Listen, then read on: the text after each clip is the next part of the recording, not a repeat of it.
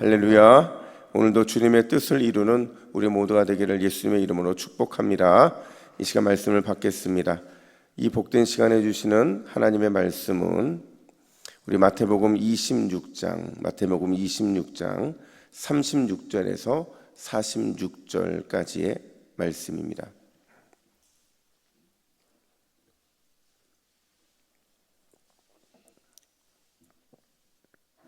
마태복음 26장 36절부터 46절 실패와 성공 사이에서라는 제목으로 오늘 말씀을 받겠습니다. 우리 36절부터 46절까지 교독해 읽겠습니다.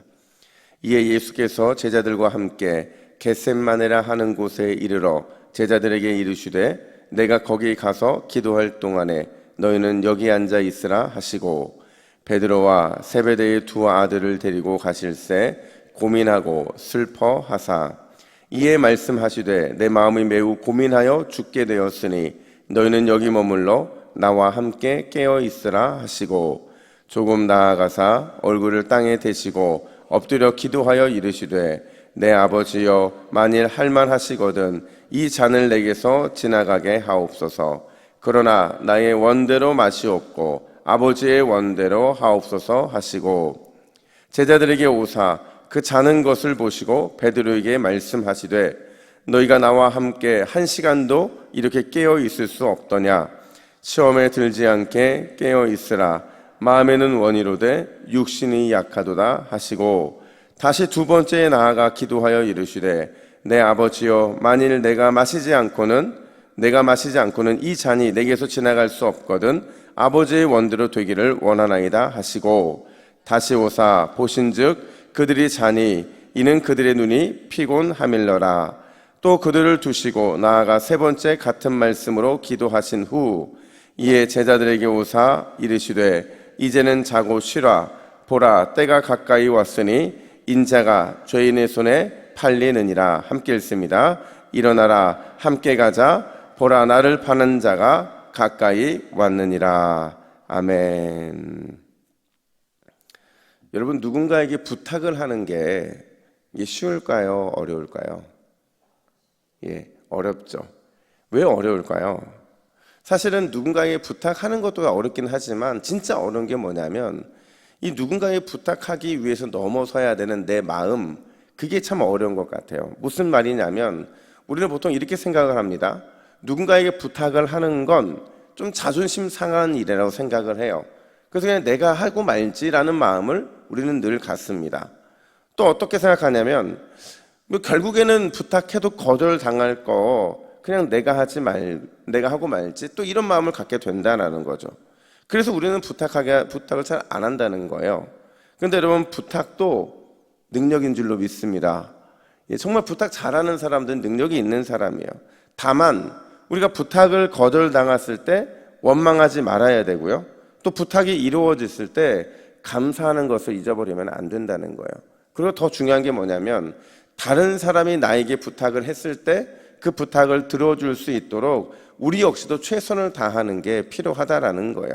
그래서 어떻게 보면 부탁을 들어주는 것은 더 큰 능력이라고 말할 수 있다라는 거죠. 오늘 본문은 제자들을 향해서 예수님의 두 가지 부탁에 관한 이야기예요. 십자가가 가까이 왔어요.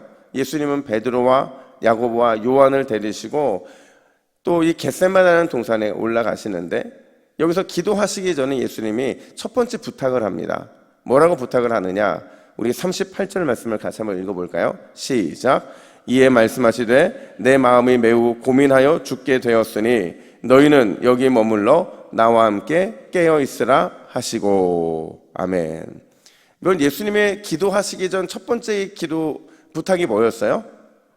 깨어 나와 함께 기도해 달라는 부탁이었죠.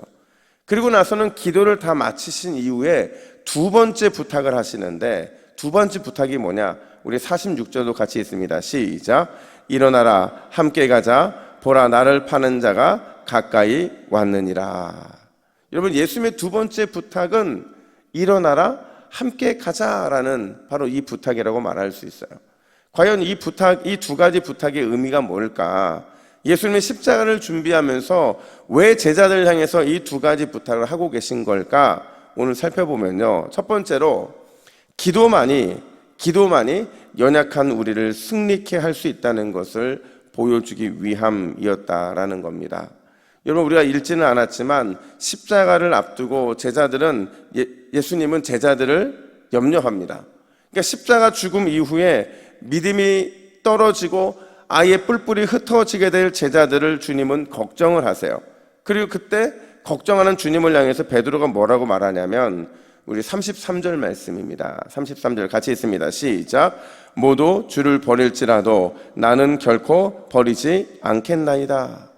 이런 베드로는 자신 있게 말을 해요. 나는 절대로 주님을 버리지 않겠습니다 라고 말합니다. 이제는 그런 베드로를 주님이 다시 염려하시면서 뭐라고 말씀하시냐면, 야, 너 오늘 닭 울기 전에 나를 3번이나 부인하고 말 거야. 바로 이 메시지를 그에게 전달을 하세요. 그러자 다시 베드로가 뭐라고 재차 확인하며 확신 있게 말하냐면 35절에서 이렇게 말합니다. 내가 주와 함께 죽을지언정 주를 부인하지 않겠습니다. 이 말에 제자리에다 호응을 하게 되는 거죠. 근데 왜 가만히 이걸 보면요, 가만히 보면 이 장면은 겉으로 볼 때는 제자들이 막 큰 소리 치는 것 같지만 그 제자들이 얼마나 연약한지를 보여주는 증거예요. 왜냐하면 여러분, 진짜 강한 사람이 말로 떠들까요? 아니에요. 진짜 강한 사람은 말로 떠들지 않습니다. 실제로 자기의 강함을 증명해내는 사람이 진짜거든요. 근데 지금 제자들은 입으로만 강한 척하고 있고 말로만 죽음을 불사하는 헌신을 다짐하고 있는 것이죠. 아니나 다를까 오늘 본문의 제자들은 자신이 얼마나 약한지, 얼마나 연약함 앞에서 속수무책인지를 예수님이 십자가 지신 사건 속에서 실감하게 된다라는 겁니다. 여러분, 제자들의 모습이 오늘 본문에서 어땠는지 다시 한번 보세요. 40절에 보니까 잠을 잤다 이렇게 말을 해요. 그리고 43절에 보니까 그들의 눈이 피곤했다 이렇게 말을 합니다. 근데 이게요, 제자들이 실제로 연약해서 그런 게 아니에요. 지금 예수님을 따라 올라간 제자들, 이 3명의 제자들의 직업이 뭐였어요? 어부였잖아요. 어부는요, 갈릴리에서 어부 역할을 하려면 지금 이 시간이 가장 깨어있기 좋은 시간인 거예요.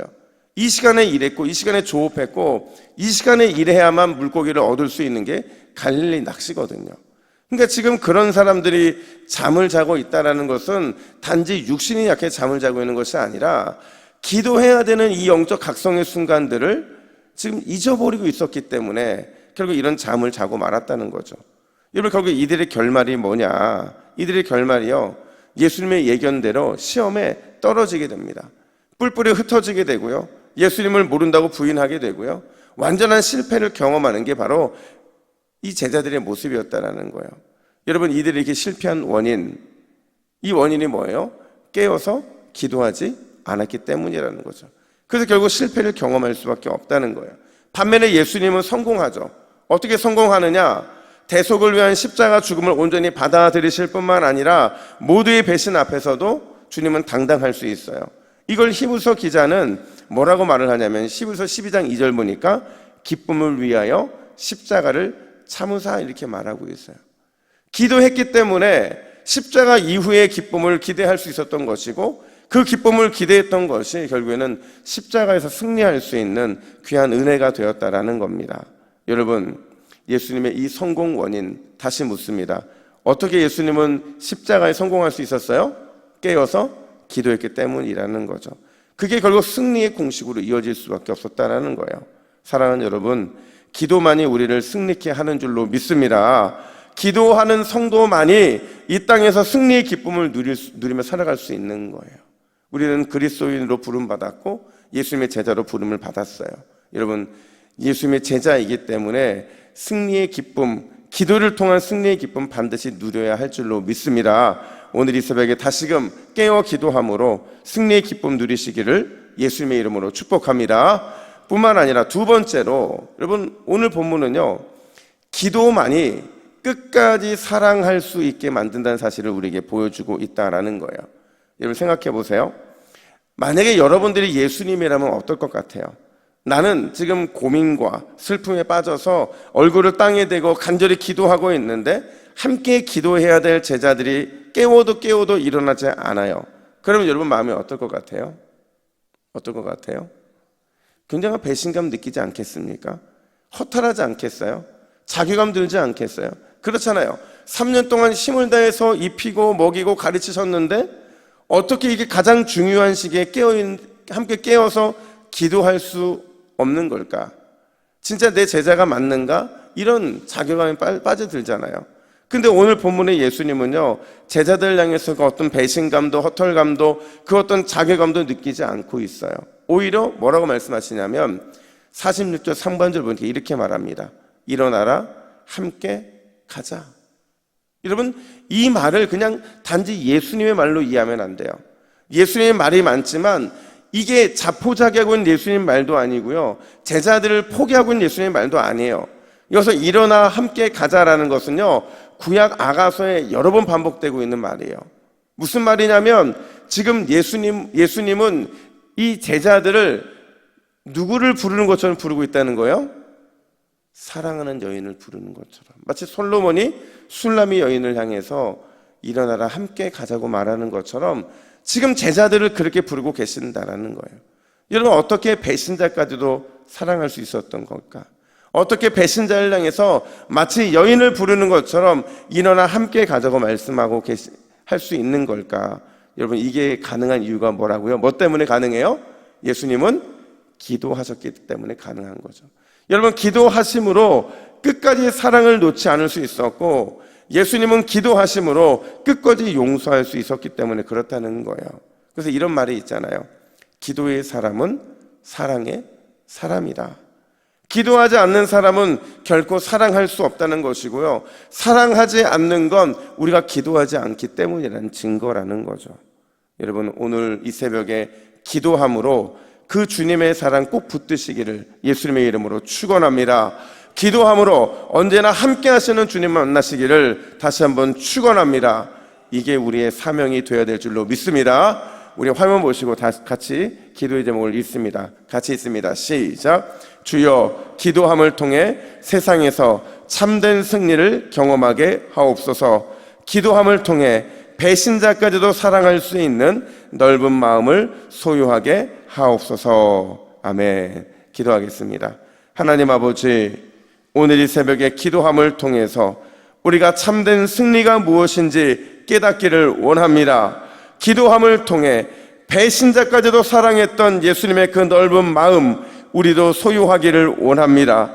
하나님, 기도를 잃어버림으로 승리를 잃어버리고 기도를 잃어버림으로 넓은 사랑의 마음을 잃어버리는 어리석은 백성들이 아니라 하나님, 우리 모두가 다 주님 앞에서 참된 승리를 경험하고 넓은 마음을 얻기 위해 끝까지 기도하는 기도의 용사들이 될 수 있도록 이 새벽에 우리를 붙잡아 주시옵소서. 감사드리며 예수님의 이름으로 기도하옵나이다. 아멘.